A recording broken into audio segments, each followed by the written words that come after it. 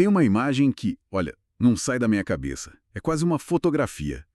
30 de junho de 2002. O apito final lá no Japão e o Cafu, nosso capitão, subindo num pedestal improvisado para erguer a taça do Penta. Eu lembro da rua explodindo em festa, sabe? Aquela sensação de que o Brasil era, sem dúvida nenhuma, o país do futebol. Era um momento que unia todo mundo. A gente parava tudo para ver a seleção jogar. Agora, a gente pisca e de repente se passaram mais de 20 anos. E a fotografia na cabeça do torcedor é outra, né? É de eliminação, de frustração, é do 7-1, é de ver a seleção entrar em campo e não sentir mais aquele medo, aquele respeito nos adversários. Fica um gosto amargo, uma pergunta que todo mundo se faz na mesa do bar. O que diabos aconteceu com o nosso futebol? Como é que a gente chegou nesse ponto? Essa é a pergunta de milhões, né? E o que a análise do material que a gente mergulhou essa semana revela é que não existe uma resposta simples. Não dá para culpar só o técnico ou um jogador específico. O que a gente tem é o que parece ser um colapso sistêmico. É uma crise com muitas camadas, que começa no campo, mas vai parar nos escritórios, na economia que gira em torno do esporte e até na nossa cultura. A nossa missão hoje é justamente desvendar essa teia complexa, sabe? Entender as peças que levaram a essa decadência. Certo. Então vamos começar pelo que mais dói no torcedor, que é o desempenho dentro de campo. Eu confesso que reler a lista de eliminações é quase um soco no estômago. Depois de 2002, a gente caiu para a França em 2006 com aquele time galáctico. Sim. Para a Holanda em 2010, aí veio o 7-1 para a Alemanha, em casa em 2014, que é uma cicatriz que nunca vai fechar. Nunca? Depois, Bélgica em 2018 e, mais recente, Croácia nos pênaltis em 2022. O padrão é claro, né? A gente não consegue mais ganhar dos europeus na hora do vamos ver. Exato. E o ponto fascinante que a análise levanta é a grande ironia dessa história. Enquanto o Brasil se acomodou vivendo daquele mito do talento que nasce em qualquer esquina, a Europa fez o dever de casa. Como assim? Seleções como Alemanha, Espanha, depois de fracassos, criaram projetos nacionais de longo prazo. Investiram pesado em centro de treinamento, em ciência do esporte, em unificar a filosofia de jogo desde a base. Eles olharam para o Brasil, estudaram o nosso jeito de jogar para aprender e para nos superar. E o mais irônico de tudo, O quê? o Brasil, que era o modelo, simplesmente não aprendeu a lição. Ficou parado, achando que a genialidade individual ia resolver tudo para sempre. E essa desconexão com a Europa ficou ainda pior, não é? Um dos pontos que mais me chocou na análise foi a menção a uma espécie de plano de isolamento do futebol brasileiro. O que é isso exatamente? É quase uma estratégia de mercado. As principais seleções europeias, com a criação de torneios como a Nations League, simplesmente pararam de jogar amistosos contra o Brasil. Ah, é verdade. Antes era comum ter um Brasil e Itália, Brasil e Alemanha, né? Isso servia de termômetro, de teste real. Sem esses jogos, a seleção passou a jogar a maior parte do tempo contra adversários sul-americanos, que têm um estilo de jogo completamente diferente. E o resultado é que a gente chega na Copa E não está acostumado a enfrentar a intensidade tática, a força física dos europeus. e aí o resultado prático é o que a gente já falou. 5 eliminações seguidas em Copas, todas para times europeus. Não é coincidência. É consequência direta. Mas essa questão de campo me parece ser só a ponta do iceberg. A análise aponta para um problema muito mais fundo. Na própria estrutura de poder do futebol, certo? Falam muito da CBF. Sim, e aqui a coisa fica bem mais sombria. Uma das fontes usa uma analogia pesada, mas que parece muito precisa. Descreve a CBF como um câncer para o futebol brasileiro. Uau! O histórico que o material levanta é, assim, assustador. Desde 1989, com Ricardo Teixeira, passando por José Maria Marin, Marco Polo Del Nero, todos, sem exceção, foram envolvidos em escândalos gigantescos. A gente está falando de que tipo de acusação? De tudo. Enriquecimento ilícito, lavagem de dinheiro, até assédio moral e sexual. É uma sucessão de dirigentes que parecem mais preocupados com o poder e o dinheiro do que com o desenvolvimento do esporte. E sobre essa estrutura de poder, tem um depoimento de alguém que tentou mudar o sistema por dentro e deu com a cara na porta, né? O que o Ronaldo Fenômeno revelou sobre isso. O relato dele é devastador, porque expõe como o sistema é totalmente fechado. Ele conta que, ao tentar articular uma candidatura para a presidência da CBF, descobriu que é impossível competir. Impossível como? O poder é mantido por um colégio eleitoral formado pelas federações estaduais. E essas federações são, em grande parte, financeiramente dependentes da CBF. Ah, entendi. Então, o presidente em exercício usa o repasse de verbas como uma ferramenta de coação, sabe? É um voto de cabresto, basicamente. Ou você vota em mim e no meu sucessor, ou eu corto o seu dinheiro e a sua federação quebra. Exatamente. O Ronaldo descreve conversas em que ficava claro que não era uma eleição baseada em propostas para o futebol, mas sim uma troca de favores para manter o mesmo grupo no poder. Então não é uma eleição, é uma sucessão controlada. É uma espécie de monarquia, onde o rei escolhe seu sucessor e o sistema garante que ele seja coroado. E com uma governança tão frágil, o sistema abriu as portas para um outro ator que, segundo a análise, está corroendo a credibilidade do esporte por dentro. Imagino que estejamos falando do elefante na sala hoje em dia. As casas de aposta. Elas estão em todo lugar. Nas camisas dos times, nos comerciais, nos nomes dos campeonatos. Em todo lugar. E as fontes são duríssimas nesse ponto.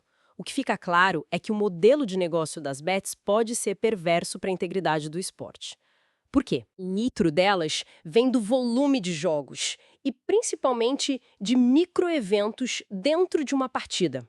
Você não aposta só em quem vai ganhar, né? Não, aposta em tudo. Em quantos escanteios vão ter, quem vai levar o próximo cartão amarelo, qual jogador vai cometer uma falta. Cada um desses pequenos eventos é um ponto de vulnerabilidade. E aí que entra a manipulação. Exatamente.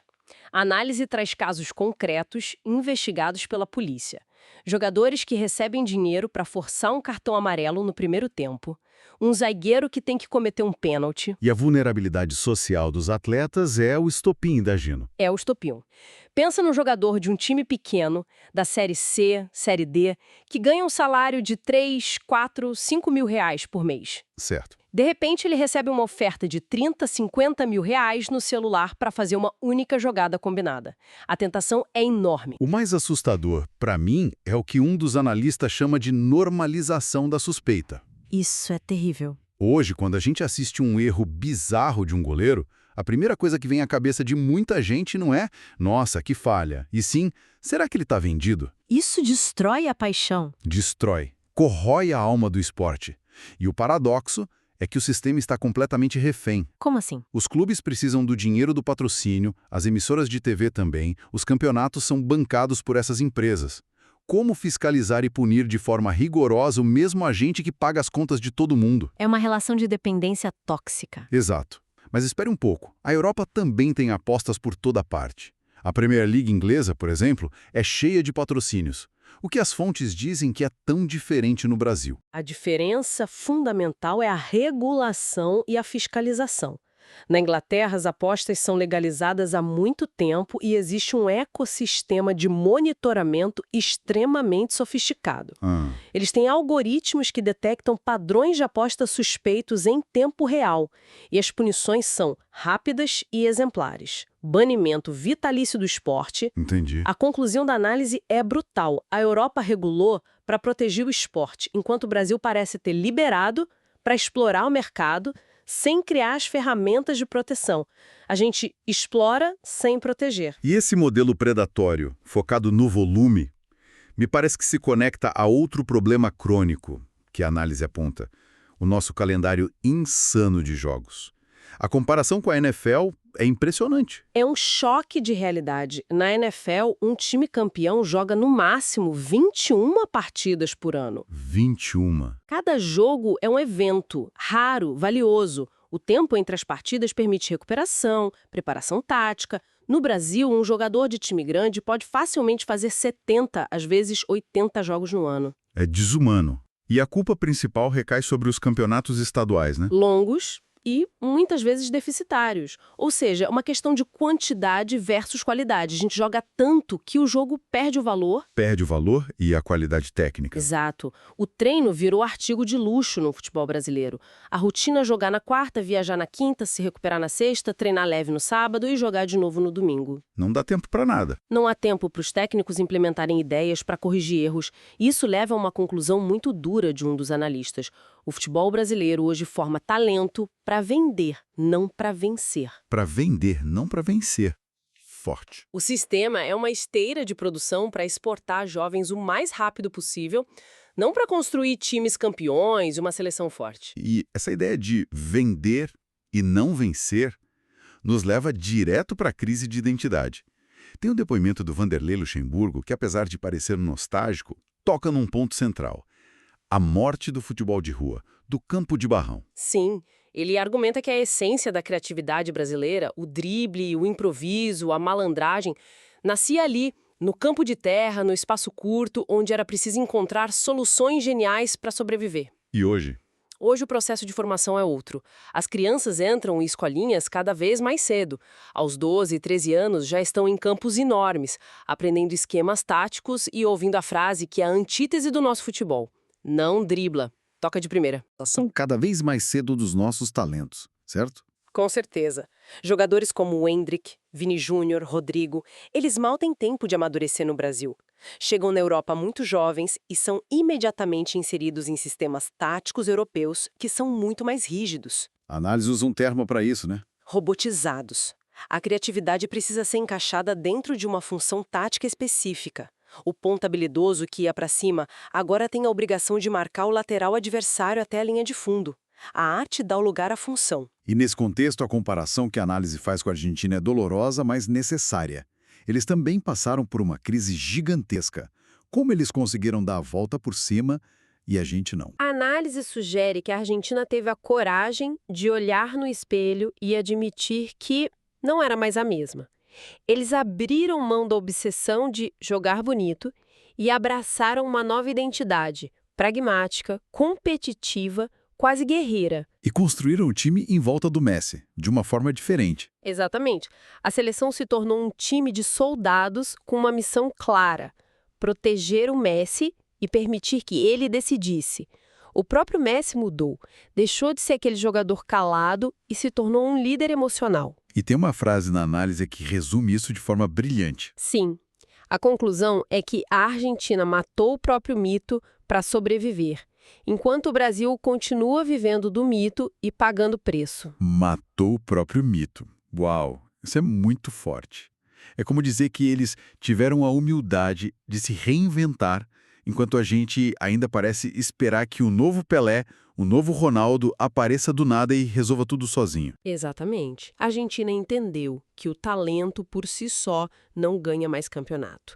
O Brasil ainda parece acreditar nesse conto de fadas. Então, juntando todas as peças, o quadro é desolador. A decadência do nosso futebol não é por falta de talento, porque os jogadores continuam surgindo. É, como você disse no início, um colapso estrutural.